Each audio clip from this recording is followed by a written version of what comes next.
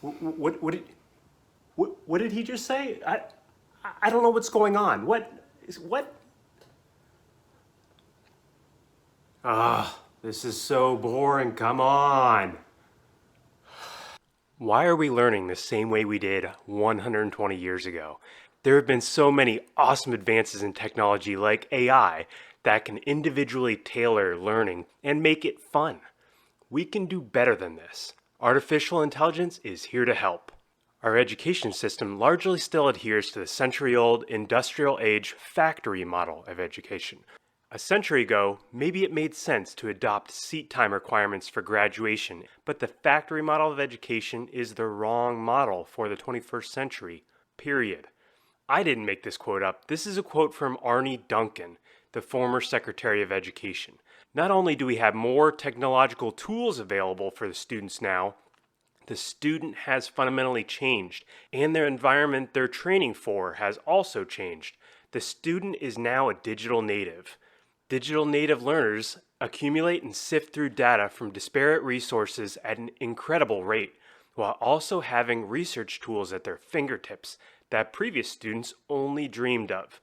When I give artificial intelligence talks, I like to explain that the phone in your pocket not only has more computation power than the rockets that brought the astronauts to the moon, but it has more computational power than all of NASA at the time. Think about that for a second. This is crazy power. Why are we still learning as they did as part of the Industrial Revolution? In the last video, I talked about first principles approach to how we should be learning. We need to holistically relook at how we should be learning, and we must reinvent the student-teacher relationship. The learner, the digital native, needs to be at the center of the learning model, not the teacher as it is presently. We ought to put the learner in control of their learning. We can create tailored and adaptive learning environments with the help of AI so that people are able to learn at their ideal pace and somewhat in the direction of their choosing. I'm proposing that we essentially turn learning into somewhat of an AI-guided game, incentivizing and guiding learning. Here's another first principles thinker discussing the same topic. But I think just in general, like conventional education should be massively overhauled. The more you can gamify the process of learning, the better. It's actually amazingly bad in conventional education, because like it shouldn't be like this huge chore. Unfortunately, like a lot of education is someone standing up there kind of lecturing at people, and they've done the same lecture 20 years in a row, and they're not very excited about it, and that lack of enthusiasm is conveyed to the students that they're not very excited about it. Now, accompany me on this journey as we look at training a pilot as an example use case of this model. Because one, I'm a pilot and I can act like I semi-intelligently know what the training requirements are. And number two, thanks to innovators at Pilot Training Next down in Austin, we have some actual data and trial lessons learned that we can leverage here. Pilot Training Next began as a novel flight training environment in 2017, intent on lowering the resource burden on the Air Force in creating pilots. It currently costs over $10 million to train a fifth-generation combat-qualified pilot.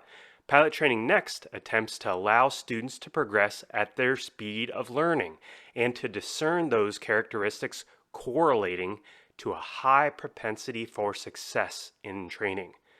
Let's take a look here. They sought to do this with three interactive feedback loops: the immediate experience, the learning program, and selection. Each successive loop builds off the previous, and they're running concurrently. First, the immediate experience loop seeks to tailor the environment presented to the learner in real time or near real time.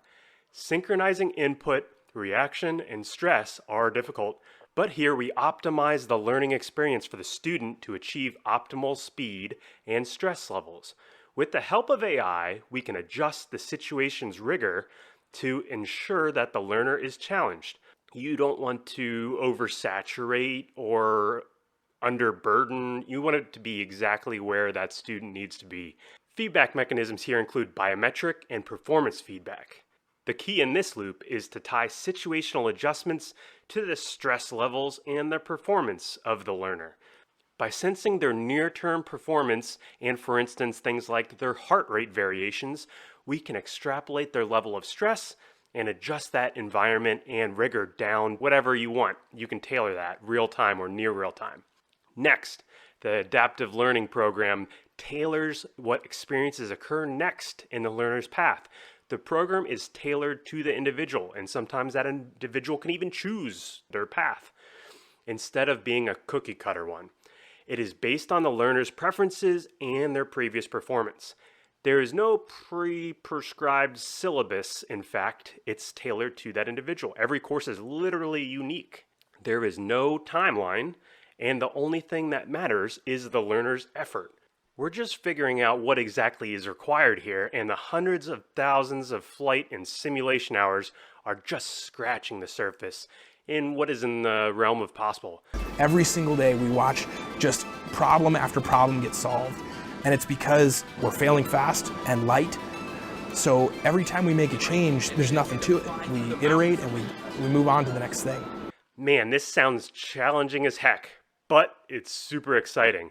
Can you imagine the efficiency gains here if we can achieve half of what Pilot Training Next is trying to do? A little word of caution perhaps here. When you layer AI on top of masses of data, you have to be cautious about how objective and what biases are present in the data. See my video above on AI bias. Finally, the last loop is talent selection and recruiting. There are a diverse set of competencies and characteristics that result in pilots we need. And there is no real ideal pilot. The selection and feedback loop correlates successful learning and performance attributes to those of the population. Perhaps the best approach here is to discourage undesirable characteristics rather than pursue narrow selection and getting just one type of individual pilot that will promote diversity. This obviously is the largest and most difficult to optimize, but it may be the feedback loop that produces the most reward. If expensive pipelines like pilot training are going to be cost effective, they should attempt to ingest the individuals that will excel during and after the training. Man, can you imagine these iterative and adaptive feedback loops in action? Can you imagine how much data collection and cleaning this effort will take? Monumental. The potential here is gigantic, and an endeavor of this magnitude will easily take longer than a decade to get right. But it is likely worth it, IMO.